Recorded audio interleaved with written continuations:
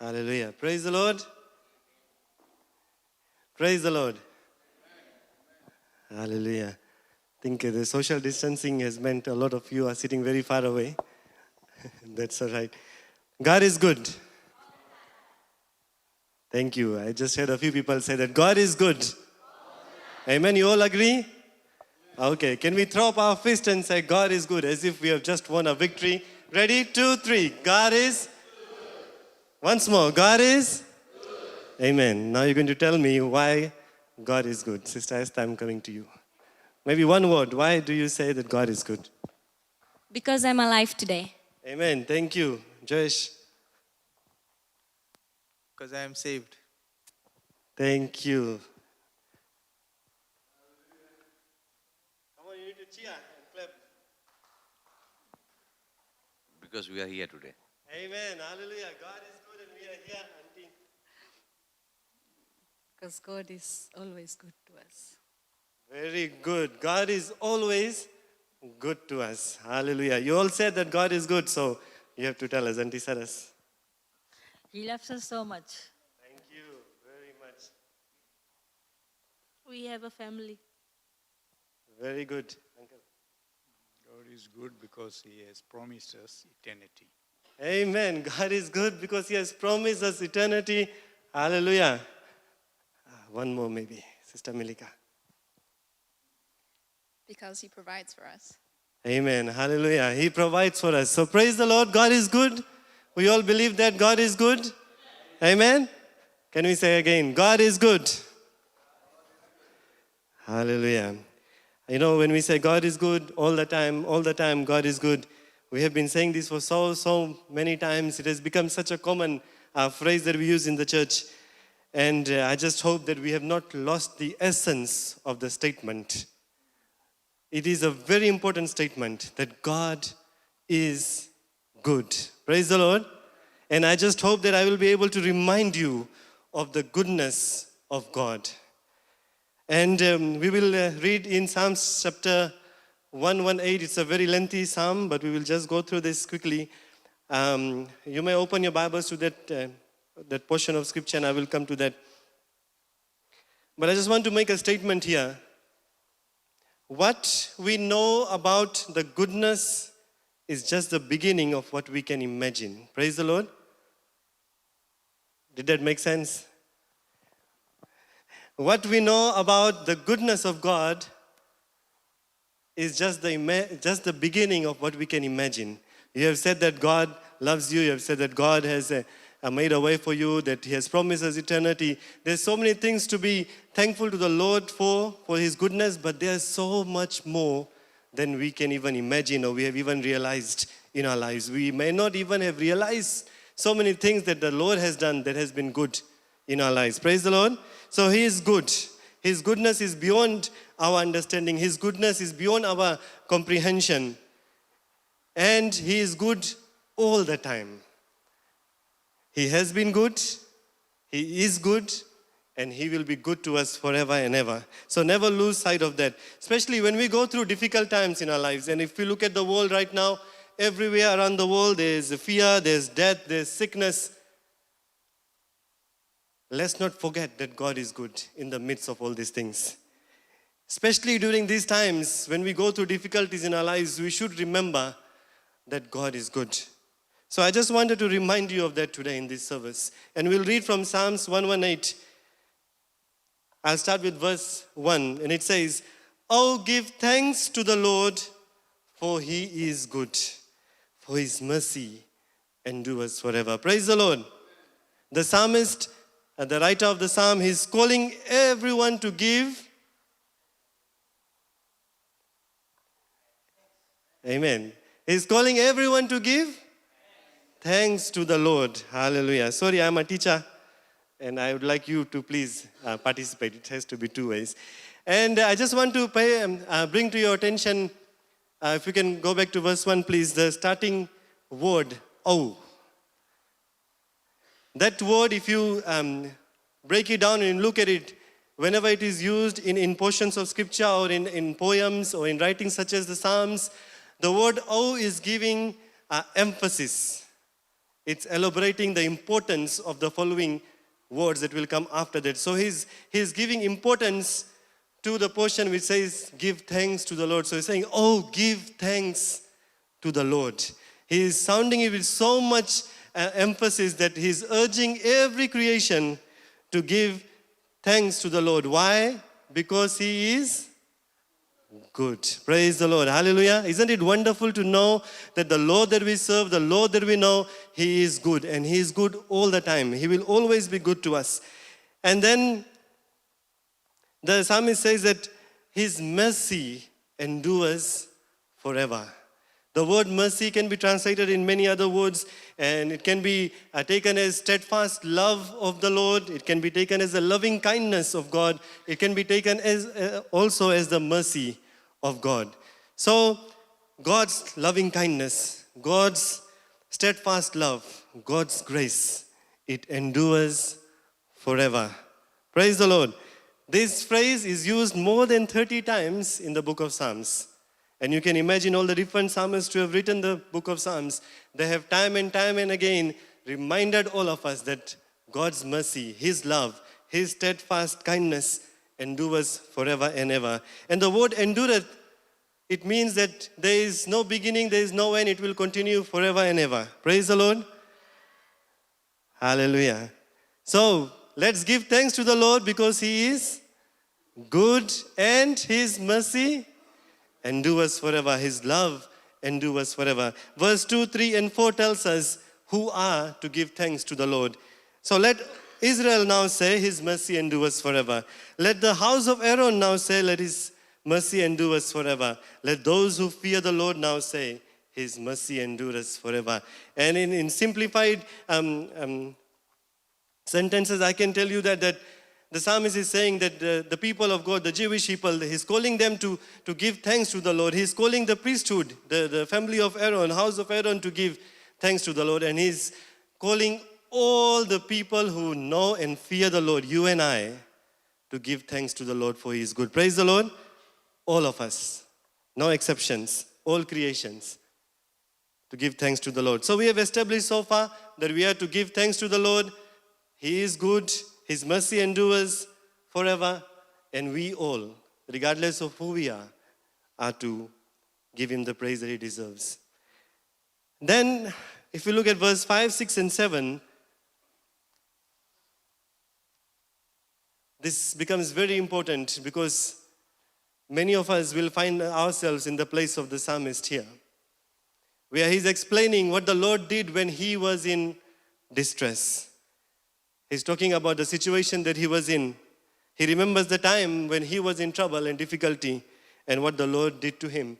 So I called on the Lord in distress, the psalmist says, and the Lord answered me and set me in a broad place. The Lord is on my side, I will not fear what man can do to me. The Lord is for me among those who help me, therefore I shall see my desire on those who hate me. So what is the psalmist saying here? What did he do when he was in distress? What did he do when he was in trouble? What did he do when there was difficulties in his life? When he was going through a patch of his life where things were not right? Many of us, we go through that place in our lives. Many of us, we may be facing the situation such as this right now. In fact, if we lift up our eyes towards the world, the entire world is facing distress at such an extreme level that we have never seen in the history of mankind. The entire world is in distress, and we are not immune, though we do not have people in our communities who have the disease, yet we feel the impacts of the disease already in our lives. We have been in lockdown, we have lost jobs, people have reduced income, there's difficulty in bringing income and food on our table. We all are suffering and are in distress. But what did the psalmist do? He called upon the name of the Lord. Praise the Lord. He did not call anybody else. He did not call his spouse. He did not call the person that he trusts. He did not call those in authority. But he says that, I called on the Lord in distress. Praise the Lord. Praise the Lord. That is what we need to do in our situations. We need to call on the name of the Lord. We must learn to call. Not sit there by ourselves, not ponder on our situation. Why? Why has this happened to me? Why did this situation take place in my life? What will I do? We don't need to fill our minds with questions and think about the situation that we are going through. We don't need to call the other people that we trust on, but the first thing that we need to do is to call upon the Lord. Go down on our knees, lift up our hands to Him, cry out to Him, and give Him thanks because He is good even in your difficult situation. Praise the Lord. So when you call the Lord in distress, this is very amazing what the Lord did. What did He do? He set the psalmist in a broad place. If you go to the next verse, sorry, one verse back, 5.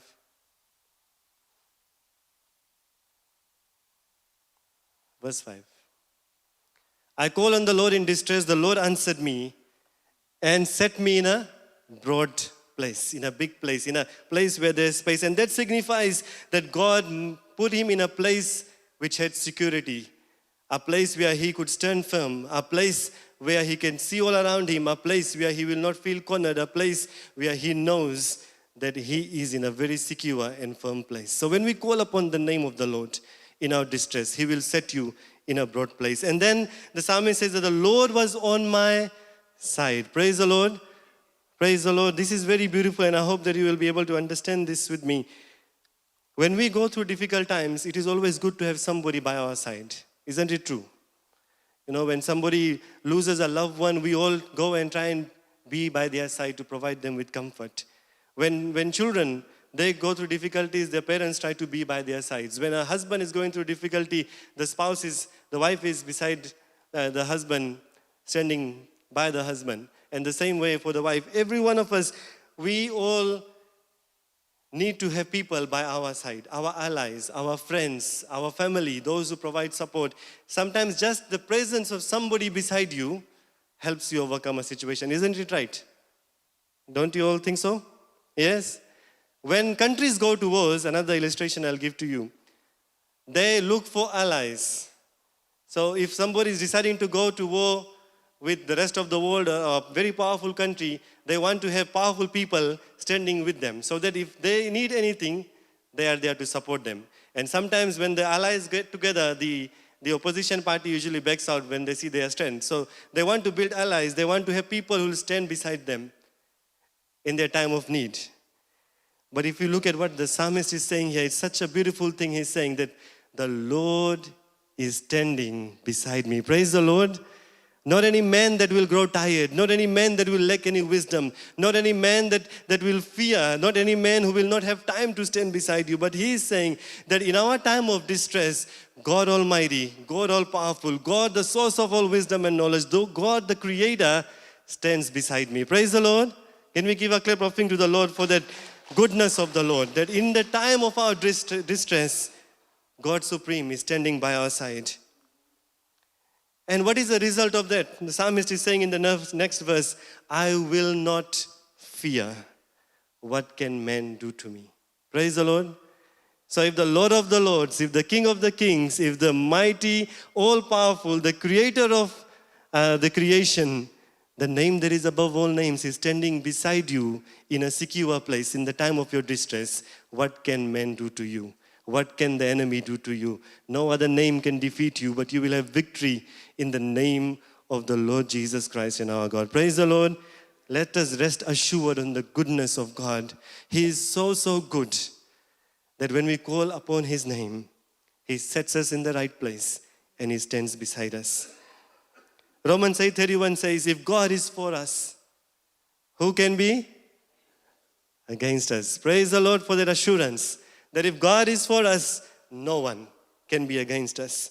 Verse 8 says, Psalms 118, it is better to trust in the Lord than to put confidence in men.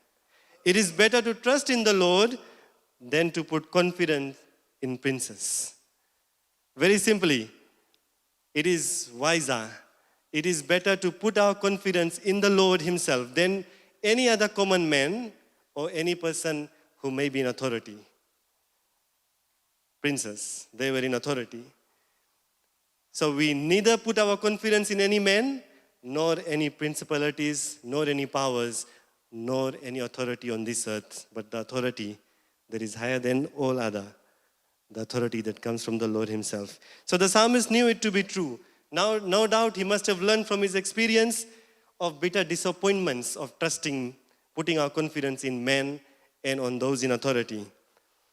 Neither the common man, neither anyone in authority could help the way that God can help. I'm not saying that men cannot help. I'm not saying those in authority cannot help. They can, but they can not help in the way that God can help you in your situation.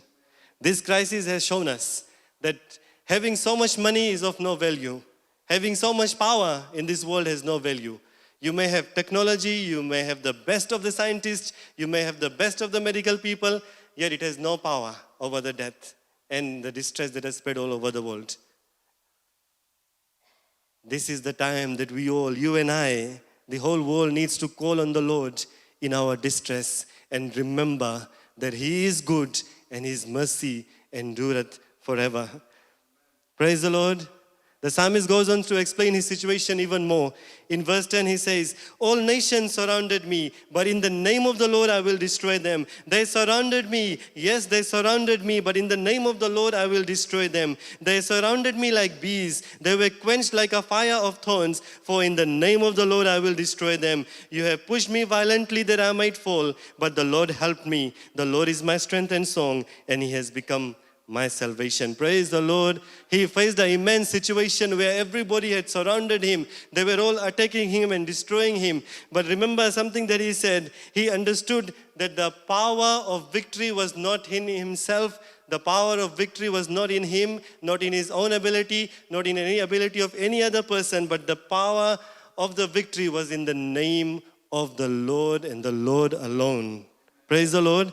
That's why he's saying, in the name of the Lord, I will destroy him. In the name of the Lord, I will destroy him. In the name of the Lord, I will destroy him. Praise the Lord. We must call upon the name of the Lord. And it is only through the name of the Lord that we can have victory in our distress.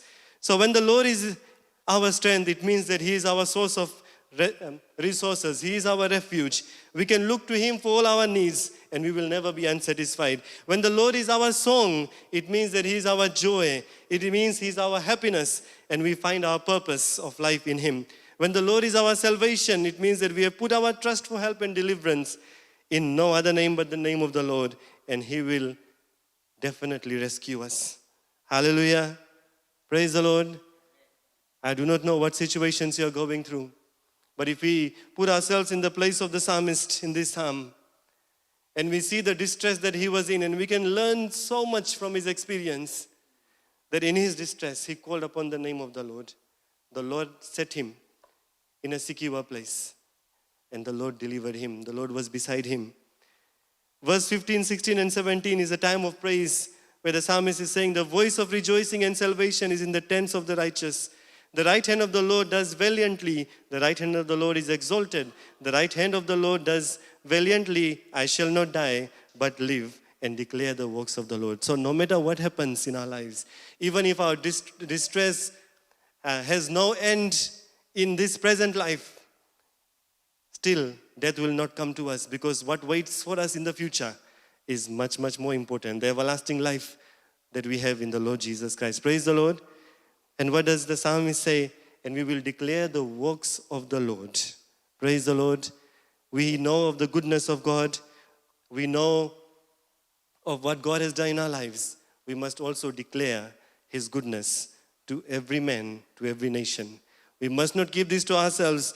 There may be many people who are going through the situations that you are going through, you've gone through. But you have been able to overcome. You have been able to go through that because you knew of the goodness of the Lord. There are others who do not have any hope because they do not know the love of Jesus. It is our responsibility to declare the works of the Lord. Praise the Lord. This is the theme of our church for this month, evangelism. And the psalmist is calling to all of us. Not only we should give thanks to the Lord for His goodness in our lives, we must declare His goodness to the rest of the world. Praise the Lord. It is our responsibility. We have heard in the morning service how important it is to tell people about the Lord Jesus Christ. And I urge you to do that. Tell about the goodness of God. Tell people how you're able to stay so calm and have so much peace in the time of distress. Tell people how you can, in your own sickness and in your own pain, in your own difficulties, you can still stand up and praise the name of the Lord because you know the name of the Lord. There are people who need to know that as well. So please be sure to share the goodness of God.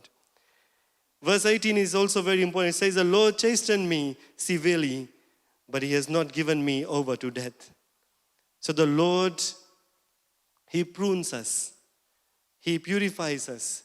He corrects us through the situations that we may be going through.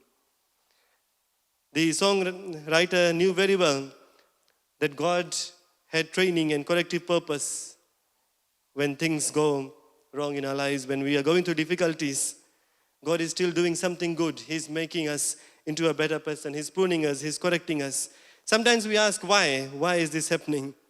I'll just give you a very simple illustration to help you understand. I was sick over the week and went to the physician, and the doctor asked, do you want an injection or a tablet? So I said, okay, I'll take the injection because I want to get well quickly. But you all know what penicillin shot feels like. I just want to let you know, to help you understand this, that brief moment of pain, maybe a few days, not brief, of the penicillin shot did good to me for the rest of the days. I hope you understand what I'm saying. That brief moment of uncomfortable uneasiness, painful experience, there was good outcome at the end of that. Another example that I can give to you is when parents, they give cough mixture to your children. I'm sure there are many of you adults here. I know there are people in this room who don't like to drink cough mixture. And because you know the bitter taste that it has, the sour taste or the unpleasant taste, you don't want to drink it. But when somebody forces you to drink it, it later helps you in the long run, doesn't it? It has a good outcome. There's something good that it does in your body. It helps to correct the things that needs to be corrected. In the same way, when we are going through difficulties and situations, let's not complain to the Lord, Lord, why me? Why me? Why me? Why is this happening to me? But let us give him thanks because he is a good God. He knows what is going on in your life and he is shaping you, he is pruning you. Even if the devil is throwing so many crises in your life, there will be something good that the Lord will make out of that situation. And that something good will change your life and improve your life. Praise the Lord. Praise the Lord. Verse 19 says, open to me the gates of righteousness, and I will grow through them. I will praise the Lord. This is the gate of the Lord, through which the righteous shall enter. For I will praise you, and you have answered me, and have become my salvation. The end result that we all know of is that one day we will enter into the gates of heaven. We will go there rejoicing and praising him. Those who are righteous and right with the Lord, those who have accepted Jesus Christ, that is our ultimate hope. The world may throw anything at us. The life that we are living may throw anything at us. We may even become very sick and die. It doesn't matter at all, because what waits after this life is what we are looking forward to. The goodness of the Lord that we will see in real life, in person, face to face, and we will know and realize, as I said at the beginning, I made a statement that the amount of goodness that we know about the Lord is just the beginning of what we can imagine.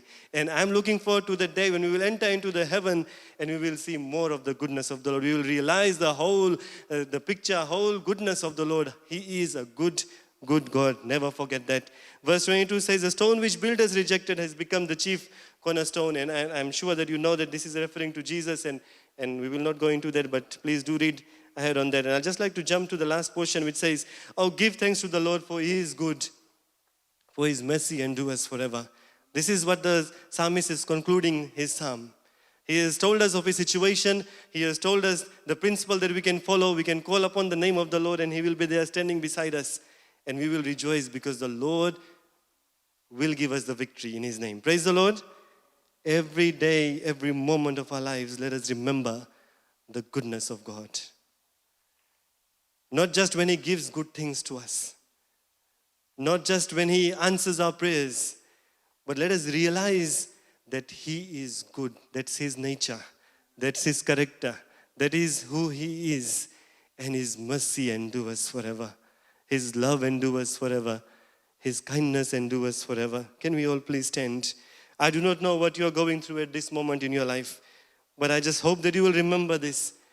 We may keep saying these sentences and we may forget that God is so good. But I just hope that you, through this very brief explanation, have come to a point again where we can appreciate the goodness of God in our lives. That we will remember to praise Him. We will remember that His goodness is in our lives forever and ever. I'd just like to give you an illustration while you are standing. A very simple story, and I hope you will be able to understand this. There was a man who was shipwrecked and he was stranded on an island. Every day he prayed. He prayed, God help me. Send someone to rescue me. But to his disappointment, no one came. Months passed. He was all alone. He learned to survive on that island. He started to gather things that will help him to survive. He made a hut which will provide him some shelter. And it became a place of provision, a place of refuge for him. And his life was going on like that. One day when he went to look for food and he was hunting, he came back. To his dismay, to his disappointment, he saw that the hut that he has built with so much hard work was on fire. And everything that he had collected, everything that he was using to provide for his needs was in that hut, and it was burning in the fire. He was just left with what he was bearing. He was so consumed with anger and rage. If you can just put yourself in his position. A man who has been stranded on an island for so many months, crying out to the Lord, rescue me, send somebody to help me. And then on his own, he made a way to live. He built a hut for his refuge, and he put all the things that he collected in that hut securely. And one day, all that he possessed on that deserted island, it was up in flames. So he was consumed with anger and rage. He was so angry. He began to throw his fist and started to curse and yell at the Lord. How could you let this happen to me? He was saying, I have been praying every day for months, and no one has come to rescue me. And now everything that I have here on this island, that is also destroyed. So he was cursing the Lord. How could you let this happen to me? And while cursing and yelling, he fell to his knees. But when he lifted up his eyes, he saw that in the glimpse, he caught a glimpse of a ship that was coming in his direction. And very soon the man was rescued. So upon his rescue, when he entered the ship, he asked them, how did they know that he was on that island?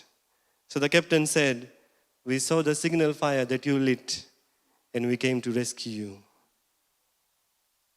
Dear people, we may be going through a situation in our lives where we do not understand why we are going through that.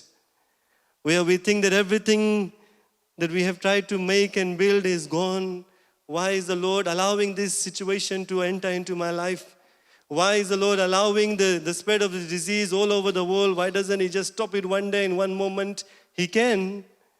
Why is the Lord allowing so much distress all over the world? We do not understand. It is not for us to understand, but we have to understand one thing, that God is good and His mercy endures forever. He sees what we cannot see. He knows what we do not know. He can comprehend what we cannot even comprehend. And there is something good that is going to come out of your situation. Many of us can put ourselves in this man's shoes.